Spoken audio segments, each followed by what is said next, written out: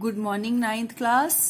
आज हम करेंगे क्लास नाइन्थ मैथ्स के चैप्टर 11 कंस्ट्रक्शंस की एक्सरसाइज 11.1 का क्वेश्चन नंबर 1। क्वेश्चन नंबर 1 में हमने एक तो 90 डिग्री का एंगल ड्रा करना है, दूसरा हमने इसकी कंस्ट्रक्शंस लिखनी है, तीसरा हमने जो 90 डिग्री का एंगल बनाया है उसकी हमने कंस्ट्रक्शंस की जस्टिफिकेशन भी करनी है। यानी हमने ये भी प्रूव करना है कि 90 डिग्री का एंगल सिद्ध करके दिखाओ कि ये 90 डिग्री का है, इसको हमने सिद्ध भी करके दिखाना है। ठीक है, तो सबसे पहले हम 90 डिग्री का एंगल ड्रा करेंगे। उसके लिए हम क्या करेंगे, सबसे पहले एक लाइन सेगमेंट ड्रा करेंगे। ठीक है, हम लाइन सेगमेंट ड्रा करते हैं। ये मैंने एक 6 सेंटीमीटर का लाइन सेगमेंट ड्रा कर लिया। आप कितने भी सेंटीमीटर ड्रा कर सकते हैं। ठीक है, 5, 4 जितनी आपकी इच्छा हो। इसको मैंने नाम दे दिया AB। ठीक है, AB = 6 सेंटीमीटर। ठीक है, उसके बाद आपने A को सेंटर लेकर यानी A को केंद्र मानकर आपने इस पर प्रकार रखकर एक चाप लगानी है। ठीक है, ये ऐसे लगा दी। ठीक है, जहां पर ये चाप काट रही है, जहां पर ये चाप लाइन को काट रही है, ये देखो। ठीक है, उसको मैं नाम दे देती हूं C। क्लियर, यहां मैंने C पॉइंट दे दिया। उसके बाद C को सेंटर लेकर, C को केंद्र मानकर मैंने एक आर्क, पहली वाली आर्क के ऊपर एक आर्क ड्रा की। ठीक है, ये ड्रा कर दी आर्क। ठीक, उसके बाद इस आर्क पर रखकर आपने प्रकार को कम ज्यादा नहीं करना। अब इस आर्क पर रखकर आपने एक और आर्क ड्रा कर दी। ठीक है, और आपको ये पता है जो फर्स्ट वाली आर्क होती है वो हमारी 60 डिग्री की होती है और सेकंड वाली आर्क होती है वो हमारी कितने की होती है, 120 डिग्री की। तो और 90 का एंगल कैसे बनता है, एक बार हम 60 वाली पर रखते हैं, है ना, प्रकार को, और रखा हमने, और एक आर्क हमने ऐसे, देखो ये आर्क हमने ऊपर ऐसे ड्रा कर दी। ठीक है, अब हम 120 वाली पर रखेंगे और एक और आर्क हम ऐसे ड्रा कर देंगे। ठीक है, ये देखो, प्रकार का ध्यान रख लेना बस कि आपकी प्रकार नहीं हिलनी चाहिए। ठीक है, मैं ये इसलिए ऐसे बना रही हूँ ताकि आपको थोड़ा क्लियर दिखाई दे, मेरा हाथ ना आए बीच में। तो ये देखो, अब इसके बाद मैं इसको जो बीच में जहाँ 2 चापें हमारी काटी हैं उसको मैं A पॉइंट से मिला दूंगी। ठीक है, तो ये हमारा 90 डिग्री का एंगल बन गया। ठीक, अब ये 90 डिग्री का है, इसको हमने प्रूव भी करना है, लेकिन उससे पहले हमने इसकी कंस्ट्रक्शन लिखनी है, रचना लिखनी है। तो रचना के लिए मैं आपको यहाँ लिख देती हूँ, जो उसके पॉइंट्स हैं वो मैं आपको बता देती हूँ रचना के। अब आप रचना कैसे लिखेंगे, रचना में देखो आपने ऐसे लिखनी है रचना। सबसे पहले आपने क्या किया है, AB ली, 6 सेंटीमीटर एक रेखाखंड खींचा। उसके बाद आपने यहाँ प्रकार रखी थी, तो आपने जहां पर आप प्रकार रखते हो उसको आप क्या कहते हो, केंद्र। तो AB को केंद्र मानकर, AB को नहीं, यहाँ आएगा A को केंद्र मानकर आपने एक चाप लगाई है। ठीक है, ये वाली चाप लगाई थी, फिर हमने इसको C बिंदु का नाम दिया था। तो चाप AB को जिस बिंदु पर काटती है उसे C का नाम दिया। ठीक है, फिर हमने C पर प्रकार रखी थी। ठीक है, और ये वाली चाप लगाई थी। तो अब C को केंद्र मानकर पहले वाली चाप पर, ये पहले वाली चाप है, इस पर हमने एक और चाप लगाई, उसे हमने D का नाम दिया। मैं इसको D का नाम दे देती हूँ। ठीक, फिर अब D को केंद्र मानकर अब प्रकार को आपने यहाँ रखना है D पर, है ना। अब D को केंद्र माना था हमने और एक और चाप लगाई थी, तो आपने यही लिखना है कि डी को केंद्र मानकर उतनी ही त्रिज्या से, उतनी ही त्रिज्या मतलब प्रकार को आपने हिलाना नहीं है, जितनी आपने स्टार्टिंग वाली से खोली थी उतनी ही आपने यहाँ चाप लगाई, फिर यहाँ रखकर यहाँ चाप लगाई। ठीक है, इसे हमने किसका नाम दिया? ई का नाम दिया। ई का नाम दे देते हैं इसको। अब डी और ई दोनों पर रखी थी हमने प्रकार, और हमने ये वाला एंगल, ये वाली दो चाप लगाई थी। ठीक है, इसको मैं एफ का नाम दे देती हूँ। जिस बिंदु पर ये दोनों चाप काटती हैं वो बिंदु कौन सा है? एफ। तो आप क्या लिखोगे? अब डी और ई को केंद्र मानकर दो चाप लगाई, इसे एफ का नाम दे दिया। तो आपका ये वाला एंगल कितने डिग्री का बन गया? 90 डिग्री का। तो आप क्या लिखोगे? एंगल एफ ए बी बराबर 90 डिग्री, या फिर आप लिखते बी ए एफ बराबर 90 डिग्री। ठीक है, अब हमारी ये हो गई कंस्ट्रक्शन।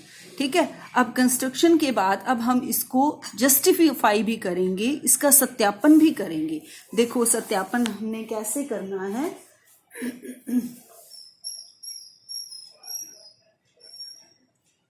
सत्यापन के लिए मैं आपको समझाती हूँ, आपने कैसे इसको प्रूव करके दिखाना है।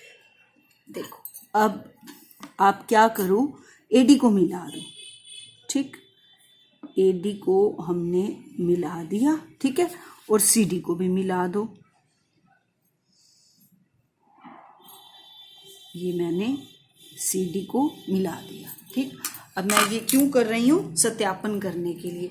तो सत्यापन में आप क्या लिखेंगे कि हमने एडी को मिलाया और सीडी को मिलाया। मैं आपको बाद में लिख के भी दिखाती हूँ, लिखा हुआ भी दिखाती हूँ। एक बार आप समझ लो कि पहले हमने एडी को मिलाया, फिर हमने सीडी को मिलाया। अब देखो, अब ये कैसी ट्राइंगल बन गई हमारे पास। मैंने जितनी प्रकार स्टार्टिंग से खोली हुई थी, ये देखो, ये इतनी खोली हुई थी ना, इतनी ही प्रकार मेरी यहाँ रखकर मैंने आर्क लगाई थी। ठीक है, तो इसका मतलब AC जो है वो CD के इक्वल है। ठीक है, और AC क्या है? अब अगर मैं यहाँ पर प्रकार रखती हूँ और ये चाप लगाई थी मैंने, तो अगर मैं इसको कंप्लीट कर दूं तो ये एक सर्कल नहीं बन जाता है ना। इट मीन्स ए जो है उस सर्कल का क्या है? सेंटर। अगर ए जो है सर्कल का सेंटर है, तो ये सर्कल तक की दूरी क्या होती है? सर्कल के सेंटर से लेकर सर्कल तक की जो डिस्टेंस होता है उसको हम क्या बोलते हैं? त्रिज्या, रेडियस बोलते हैं ना। तो ये हमारा रेडियस हो गया AC। ऐसे ही सेंटर से सर्कल तक की ये वाली दूरी भी रेडियस हो गई, त्रिज्या हो गई। इसका मतलब ये आपका क्या हो गया? R। AC क्या हो गया? R। और AD भी क्या हो गया? R हो गया। ठीक, और जितनी ये हमारी है उतनी ही ये है। ठीक है ना, हमने प्रकार को कम ज्यादा तो किया ही नहीं, तो ये भी किसके बराबर हो गई? R के। ठीक है, तो आप क्या लिखोगे कि जो AC है वो CD के भी इक्वल है और AD के भी इक्वल है, क्योंकि तीनों ही क्या है? R है। ठीक है ना, तो अगर ये तीनों R हैं तो ये कैसी ट्राइंगल हो गई? ये हो गई है इक्विलेटरल ट्राइंगल। अब जो इक्विलेटरल ट्राइंगल होती है उसमें समबाहु त्रिभुज जो होती है उसमें क्या होता है कि तीनों साइड्स भी इक्वल होती हैं, और जो तीनों एंगल्स होते हैं वो कितने कितने डिग्री के होते हैं? 60 डिग्री के। तो ये वाला एंगल तो हमारा हो गया 60 डिग्री का। ठीक, अब मैंने इतना एंगल तो दिखा दिया कि ये 60 डिग्री का है ये वाला एंगल। ठीक है, लेकिन मुझे प्रूव क्या करना है? मुझे तो इसके लिए प्रूव करना है ना, कि ये 90 डिग्री का एंगल है। इट मीन्स मुझे ये रिमेनिंग कितने का प्रूव करना होगा? 30 डिग्री का। ये जो रह गया एंगल ये वाला, इसको मैंने कितने का प्रूव करना है? 30 डिग्री का। देखो, अब इसको 30 डिग्री का प्रूव करने के लिए हम क्या करते हैं? हम अब ए को मिला देते हैं। ए को मिलाओ यहां से। ठीक है, और किसको मिलाओगे? DE को।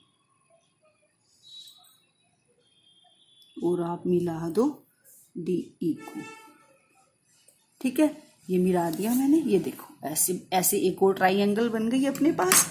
अब देखो, अब AE भी रेडियस हो गया। देखो, केंद्र से लेकर सर्कल तक है ना, केंद्र से लेकर सर्कल तक ये R है, ये भी R है, और यहां से 60 से लेकर 120 तक भी हमने जो चाप लगाई थी वो भी इतना ही रेडियस था, इतना ही है ना। तो ये R, तो ये भी R होगा। क्लियर हो गया ना। तो इट मीन्स ये भी R और ये भी आर, तीनों आर हो गए। अब तीनों अगर आर हो गए तो इट मीन्स अगेन ये इक्विलेटरल ट्राइंगल हो गई, है ना, समबाहु त्रिभुज हो गई। अब समबाहु त्रिभुज है तो फिर इट मीन्स इसके सारे एंगल भी 60 के हो गए।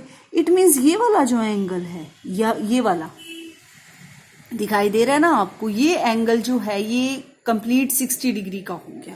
लेकिन हमने तो इतने को देखना है, ठीक है ना, और हमें ये कितने का चाहिए, 30 का। अब देखो हम क्या करेंगे, अब ये जो लाइन है 90 डिग्री वाली, है ना, अब अगर मैं इसको ये प्रूव कर दूं कि ये जो लाइन है ये बाइसेक्ट कर रही है, ये जो लाइन है ये इस एंगल को बाइसेक्ट कर रही है, मतलब दो बराबर भागों में बांट रही है, तो हम 60 डिग्री के एंगल को हाफ हाफ कर लेंगे। तो वो कैसे कर सकते हैं, जब मैं ये प्रूव कर दूं कि ये वाली जो लाइन है ये बाइसेक्टिंग लाइन है ना, सिर्फ तभी प्रूव कर सकती हूँ ना, नहीं तो ये देखो ये कितने का हो सकता है, 20 40 का भी हो सकता है ना, 35 और 25 भी हो सकता है, ठीक है ना। लेकिन मुझे तो ये 30 का लेके आना है। 30 का ये तभी आएगा एंगल जब मैं ये प्रूव कर दूंगी कि ये जो लाइन है ये समद्विभाजन कर रही है इस एंगल का, यानी ये बाइसेक्टिंग लाइन है, ठीक है ना। तो अब मैं ये कैसे प्रूव करूंगी, देखो अब मैंने ये प्रूव कर दिया कि ये 60 का है। अब मुझे इस लाइन को बाइसेक्टिंग लाइन प्रूव करने के लिए एक ट्राइंगल और ड्रा करनी पड़ेगी। देखो कैसी, बहुत इजी है, सिर्फ एक बार आप इसको अपने हाथों से करके देखोगे आपको बहुत मजा आएगा, ठीक है। ट्राइंगल ही ट्राइंगल ड्रा करते जाओ, ठीक है, और बिल्कुल भी मुश्किल नहीं है। मैंने DF को मिला दिया, फिर मैंने मिला दिया EF को, ठीक है। जब आपको पर्पस पता चल जाए ना कि हम ऐसा क्यों कर रहे हैं, उसके बाद हमारे दिमाग में अपने आप ही आने लग जाता है कि अगर मैं ये ट्राइंगल कंप्लीट कर दूं और मैं ये प्रूव कर दूं अब कि ये वाली जो ट्राइंगल है, ये वाली कौन सी, AEF, है ना, ट्राइंगल AEF, देखो ध्यान से कौन सी वाली है, ये वाली, है ना।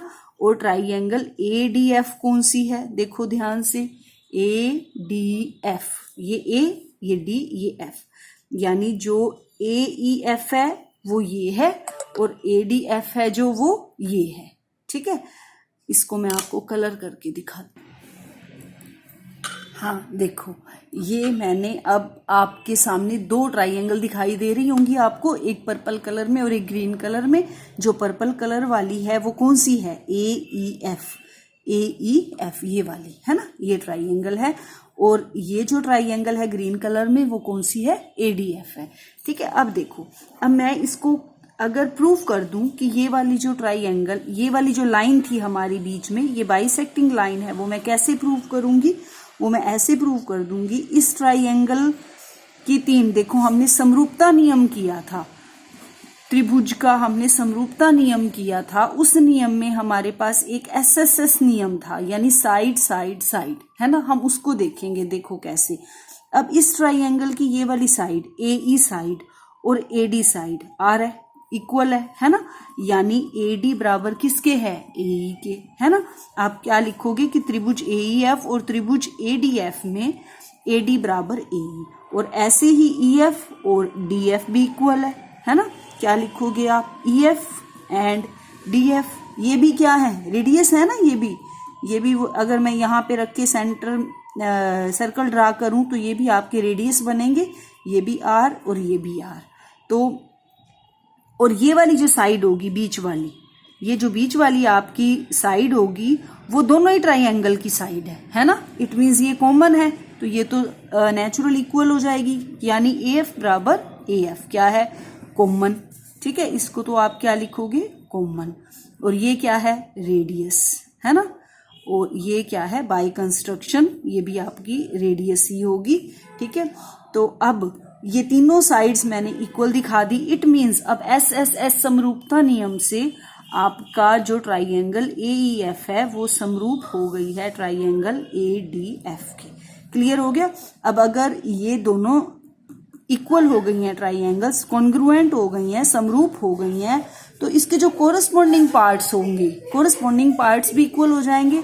तो आप क्या लिखोगे, बाय CPCT, है ना। CPCT से क्या हो जाएगा, जो ये वाला एंगल है 60 डिग्री वाला, है ना, मैंने इतना प्रूव कर दिया था ना कि ये 60 का है, तो ये वाला 30 का हो गया, ये वाला 30 का हो गया, क्योंकि ये दो लाइन बाइसेक्टिंग लाइन हो गई। अब तो अब बाय CPCT क्या लिखोगे आप कि एंगल कौन सा angle, FAE, angle FAE equal है किसके, एंगल DAF की, है ना, एंगल DAF की, यानी दोनों ही कितने के हो जाएंगे, 30 डिग्री, है ना। तो अब आप ये एंगल जो है हमारे पास 30 का हो गया, और ये जो हमारी बीच वाली लाइन थी 90 डिग्री वाली लाइन थी ना ये, तो 60 + 30 मिलकर कितने हो गए, 90। तो देयरफॉर आप क्या लिखोगे, एंगल DAC तो हम प्रूव कर ही चुके हैं, 60 का था ये, है ना, क्योंकि ये ट्राइंगल कैसी बनी थी हमारी, इक्विलेटरल ट्राइंगल। तो therefore angle DAC plus angle DAF कितना हो गया, ये 60 + 30 = 90 डिग्री। तो ये आपकी क्या हो गई, जस्टिफिकेशन। जस्टिफिकेशन आपने लिखनी कैसे है ये भी मैं आपको बता देती हूँ। हाँ जी, देखो, तो अब हम इसका सत्यापन कैसे करेंगे, जस्टिफिकेशन कैसे करेंगे। देखो, अब जो हमने किया था वो मैं आपको पॉइंट्स बना दिए हैं मैंने आपके लिए, अब आपके लिए इजी हो जाएगा। सबसे पहले हमने क्या किया था, AD और CD को हमने मिला दिया था, ठीक है। उसके बाद हमने क्या किया था, त्रिभुज ADC में क्या हो गया था, फिर ये तीनों रेडियस थे तो तीनों R हो गए, ठीक है। तो ये ADC क्या हो गई थी, एक समबाहु त्रिभुज है, और एंगल ये क्या हो गया था हमारा 60 डिग्री, एंगल DAC = 60 डिग्री। उसके बाद हमने क्या किया था, AE और AD तो ऑलरेडी था, AE और किसको मिला दिया था हमने, DE को, है ना, AE तथा DE को मिलाया, ठीक है। उसके बाद ये हमारी त्रिभुज बन गई थी AED, है ना। तो आप क्या लिखोगे, त्रिभुज AED में, त्रिभुज AED में AE = AD = DE हो गया था ये, है ना। आप विदाउट कलर देखना अपने वाले में तो आपको क्लियर हो जाएगा। मैं कलर कर दिया ना इसको मैंने कलर कर दिया ना, इसलिए आपको समझ में नहीं आ रहा। आप इसको अपने में बना के देखोगे आपको समझ आ जाएगा। तो उसके बाद हमने क्या करना है, ये AE = AD = DE = R, ठीक है। तो ADE कैसी हो गई, एक समबाहु त्रिभुज हो गई, ठीक है। उसके बाद हमने क्या किया था, अगर ये समबाहु त्रिभुज है तो ये वाला एंगल कितना का हो गया, 60 डिग्री का, एंगल DAE,